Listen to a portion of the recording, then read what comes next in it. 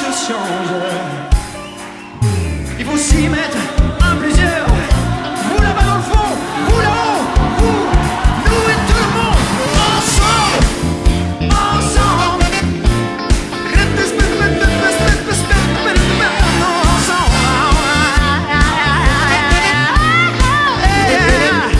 Si l'on veut que les choses changent, il faut s'y mettre maintenant.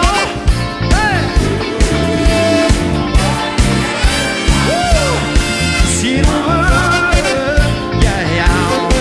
Oh, merci à vous.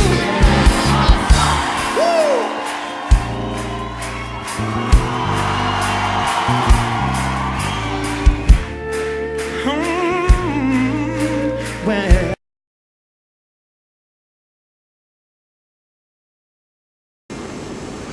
Bonjour Eric. Bonjour. Eric Salvanès, tu peux te présenter? Alors, je suis secrétaire général du SPASAP CFDT. Le SPASAP, c'est le syndicat des personnels assurant un service à Aéroport de Paris. Et qu'est-ce que fait le SPASAP à Roissy? Quelles sont ses grandes actions? Tiens, si tu avais quelques secondes pour dire quelques points très rapidement. Alors, nos grandes actions, d'une part, notre organisation nous permet de faire vivre, donner du sens à une valeur fondamentale de la CFDT, qui est celle de la solidarité.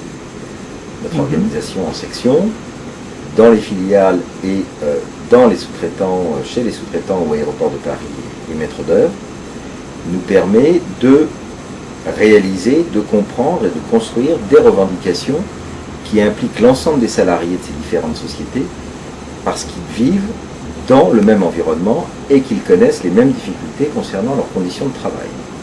Donc nos principales actions, elles sont liées bien sûr aux conditions de travail de l'ensemble des salariés, de veiller à ce que les salariés, notamment dans les entreprises sous-traitantes de l'aéroport de Paris, disposent d'une relation sociale de qualité, d'intervenir et de fortifier les différentes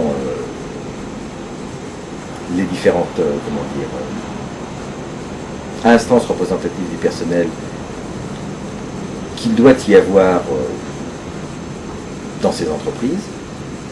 D'autre part, des actions qui sont liées à la coactivité entre ces différentes sociétés et Aéroports de Paris.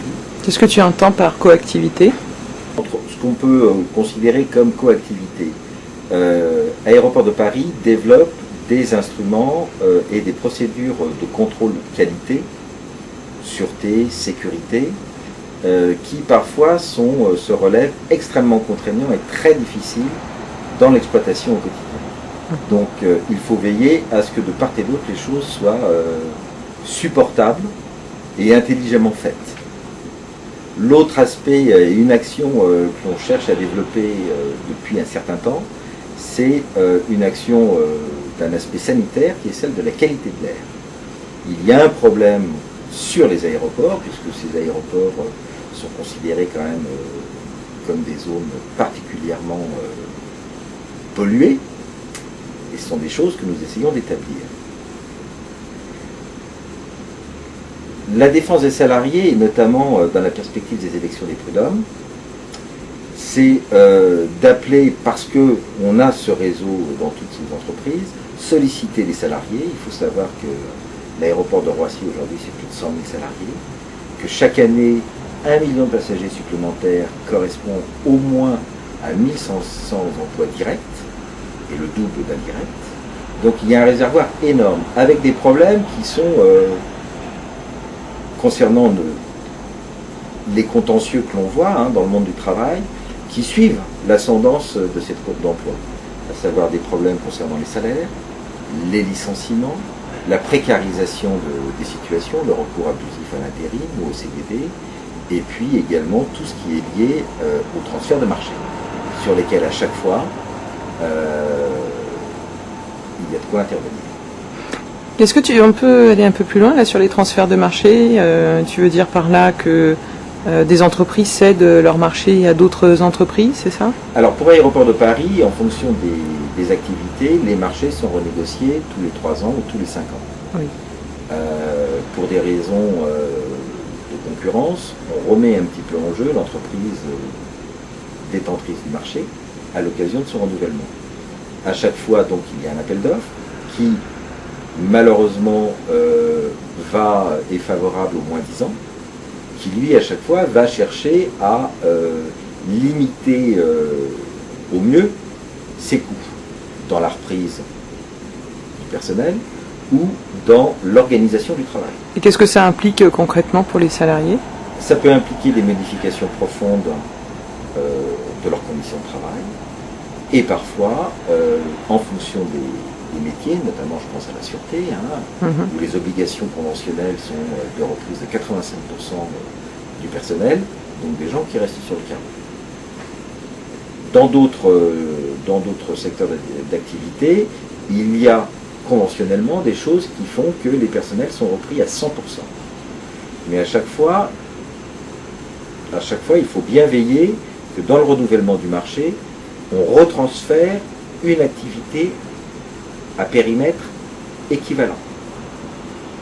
Et c'est à cette occasion-là qu'il y a la plupart du temps des différences. Alors, pour les salariés de la plateforme qui, en décembre, vont devoir voter pour les élections prud'homales, si tu avais un message fort à transmettre, ce serait lequel? C'est bien évidemment d'aller voter, de prendre conscience de l'intérêt qu'il y a de maintenir une institution aussi forte que les prud'hommes, que la CFDT a des réponses tout à fait pertinentes pour ses salariés. Et que voter, en fait, qu'il y ait une présence, on va dire, des représentants des salariés au prud'homme et une représentation massive, proportionnelle, équilibrée, on va dire, dans toutes, je dirais, les départements, c'est très important, et particulièrement sur le département du 93, qui dépendent, enfin dire, dont dépend, on va dire, l'aéroport. Je crois que c'est une occasion pour Roissy et pour la plateforme de Roissy de faire valoir que c'est un bassin d'emploi considérable, que c'est l'un des plus importants de l'Île-de-France, et qu'à ce titre, on attend une participation massive des salariés pour faire valoir l'importance du lieu, le côté structurant qu'il a pour l'Île-de-France. Donc c'est aux salariés aujourd'hui qu'il appartient de manifester en allant voter. Merci Eric, à bientôt. Au revoir. Au revoir. Si l'on veut que les choses changent, il faut s'y mettre